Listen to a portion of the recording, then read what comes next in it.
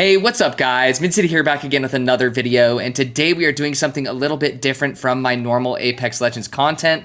I wanted to review and kind of give some of my first impressions or thoughts of the open beta that I experienced for one day.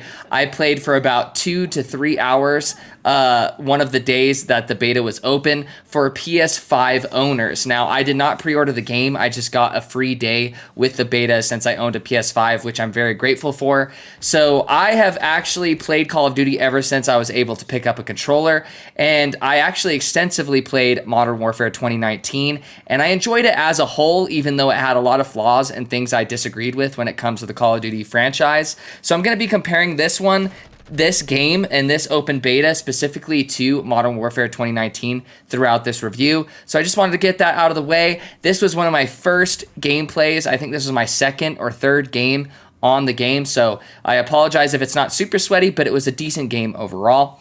Now let's get into the positives of this game from what I've experienced. Now, I don't know about you guys, but I hated Vanguard's maps, a majority of Vanguard's maps. I hated a majority of Modern Warfare 2019's maps.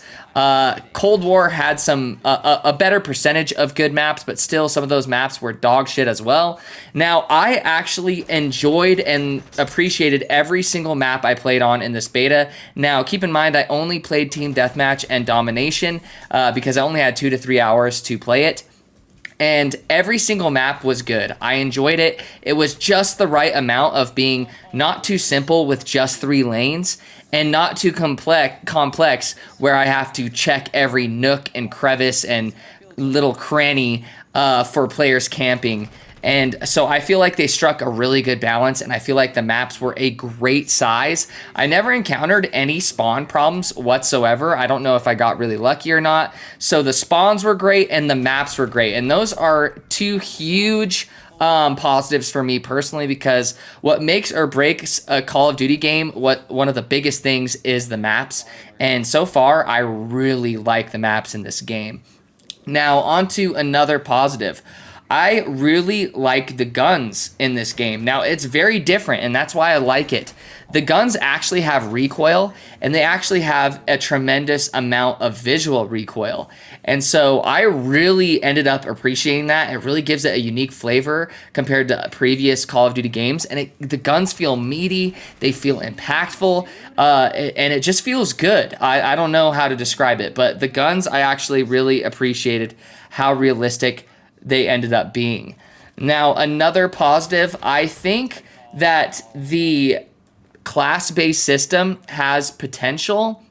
I see them trying to try something different, which I think is a positive, but some of those things ended up being negative. Now, I don't know how I feel, and I'm just going to slide this in there about the gunsmith. Every gun, you can have 5 different attachments on it, but there's way more attachment options than 5. I think it's 10 per gun, so there's a million different bullet options. There's a million different mags and all. I think it's almost a little bit too complicated, but I think it's also a positive because these guns can behave completely differently depending on what you put on them and turn them into completely different guns. We see with one of the SMGs, you can turn it into an MP5 by leveling it up and putting on the right attachments, which I think is really cool for the long-term health of the game and not getting bored with it. But I also think it could be considered a negative because it's too complicated, and I think Call of Duty at its core needs to be a simplistic arcade shooter that you can hop on, have a lot of fun, and casual players can have fun, and sweaty players can have fun alike. Now, on to some of the things that I don't really appreciate about this game.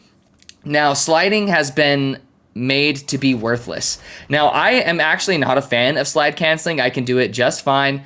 I do think it's cheesy visually. I see the skill gap. I see how it adds a lot of skill into the game and you can really break people's ankles. But overall, I think it's just cheesy having to jam on your controller multiple times over a gaming session, and it's just bad on your hands, it's bad on your controller, and it's just cheesy in my opinion. So I don't mind that slide canceling isn't a thing anymore, at least on console for controller players. However, I feel like they nerfed the slide into the ground to where it's pointless to slide. You have to jump, you have to bunny hop in order to have any kind of movement mechanics in this game, and I think that's kind of bad. I think they should adjust the sliding to some degree, at least to make it useful in certain situations. Right now, I feel like it's rarely and pretty much useless, to be honest. So that was a huge gripe of mine.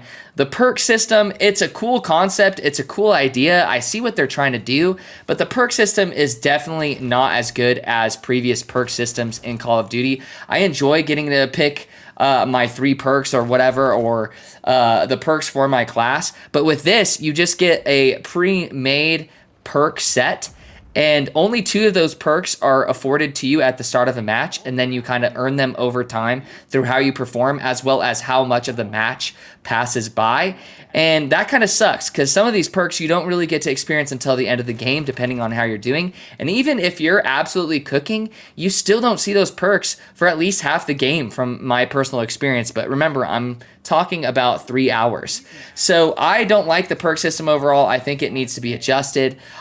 Feel free to put in a perk package, but don't make those perks absolutely worthless and not usable until later on in a match. It just feels weird. I want to pick my perks and have them the entirety of the match. I allow another unique perk or a kill streak or something to allow me to stack more perks, and I can earn those over the match. But don't make some of them restricted until certain points in the match, or until I achieve certain thresholds. That's what kill streaks are for. Now, another negative, I actually did not like the field upgrades. Most of them were worthless. But aside from that, that is my review for the Modern Warfare Open Beta. I hope this helped you guys out. And if you did enjoy this, or if it kind of cured your curiosity, so to speak, leave a like, pop a sub, and comment. I appreciate you guys watching to the end of the video, and subscribe for more Apex Legends and Call of Duty content. I love you guys. I hope you guys are staying safe, and take it easy.